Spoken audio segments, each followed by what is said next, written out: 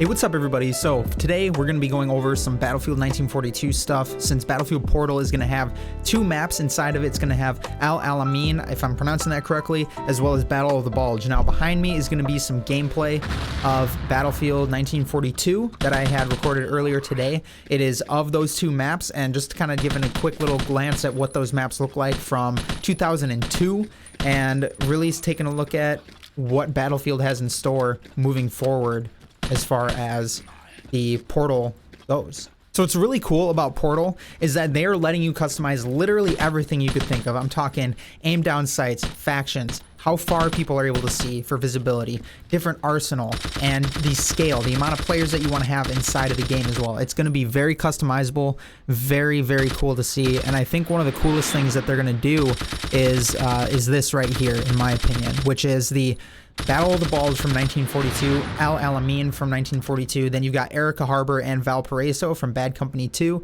and then you have Caspian Border and Noshahir Canals, both from Battlefield 3. So they're bringing in three classic games that we've already seen from Battlefield, and they're bringing it in to gosh darn Battlefield Portal. Now from the sounds of it and what they're trying to hype up is that Battlefield Portal is going to be essentially what you would consider Forge mode from Halo. Now it sounds like from the launch of it, it will not be like that. It's going to be more of the scaled down customization of you being able to change, hey, I want specialists, or these are the vehicles that I want, and the weapons, the vehicles, the classes, the gadgets, the soldiers and stuff are going to be things you can mess around with. But as far as making your own maps and making your things like that, that is something that they are still going to be working on that won't be out on launch.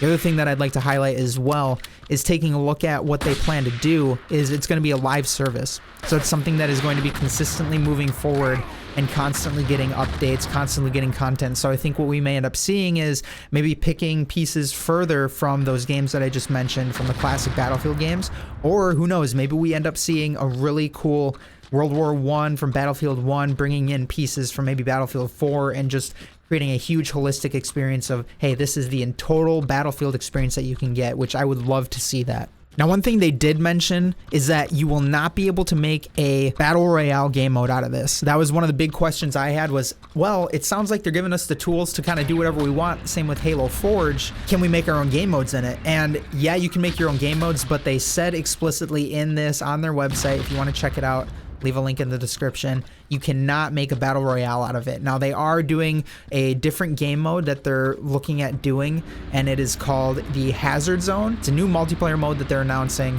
It's going to be focusing on survival and looting, which almost makes it sound like it's going to be a looter shooter, similar to maybe what Escape from Tarkov has. But EA insists it's not a Battle Royale. It's a whole new thing, apparently. It's called Hazard Zone, but we don't know too much about it at this point. So I'm pretty happy about this because I really don't think that Battle Royales need to be in every single game, and it's annoying when you see a AAA developer feel like they're being pushed to make a Battle Royale, and I don't think it's necessary for every single game to have that because it's so oversaturated now. Everybody is doing a Battle Royale.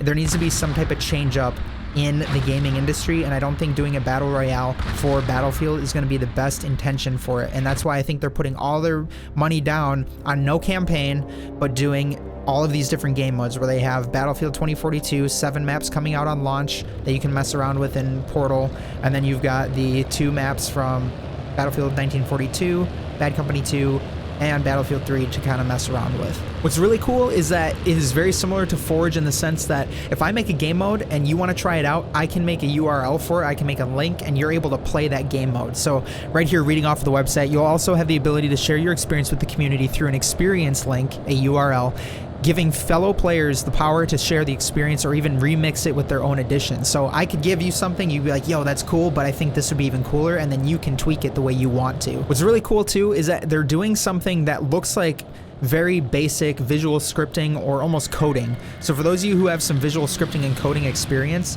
check out this image. It looks pretty cool. It's got a lot of different things on it, and it really shows you the conditions, the actions, the different things that you can do, almost like a very simplistic or a visual version of a code where it's a, hey, if-then statement, if this happens, or these are the conditions that will happen moving forward with this.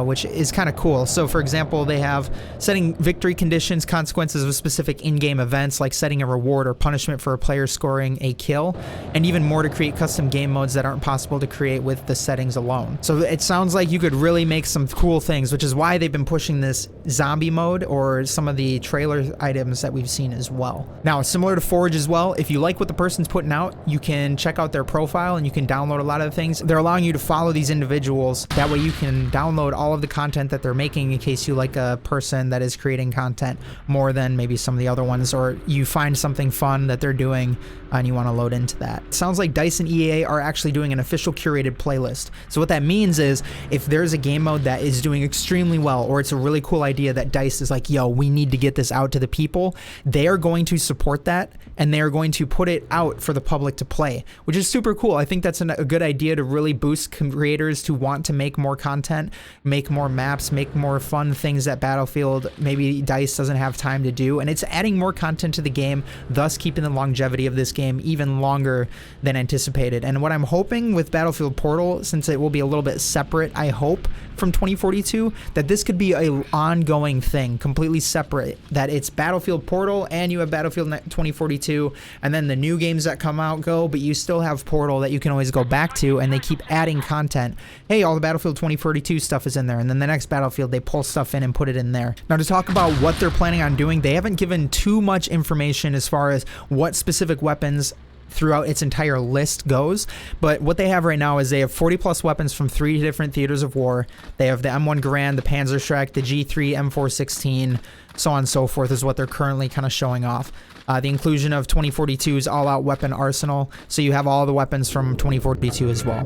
Vehicles, 40 plus vehicles from 3 theaters of war, 30 plus gadgets, all the factions from those different titles that we've discussed, and the specific soldiers that we've seen and known and loved from those games that will be coming back as well. Now, I don't think I would do this video service if I didn't kind of give some of my ideas on what I'm hoping to see from some of these maps. As you can see, the Battlefield 1942 maps, obviously from 2002, a 19-year-old game, is going to look a little rough. I really hope that they are somehow able to keep this feeling of this map and stay true to, hey, this is what we had in 1942, but we're modernizing it and we're making it more of a true Battlefield warfare modernized experience, while also keeping some of the charm that was left from the 1942 experience, which, I mean, we can obviously do with some of the Portal stuff where there's no ADSing and there's no sprinting and health regen relies only on if you pick up a med pack, things like that, that were in the 1942 game.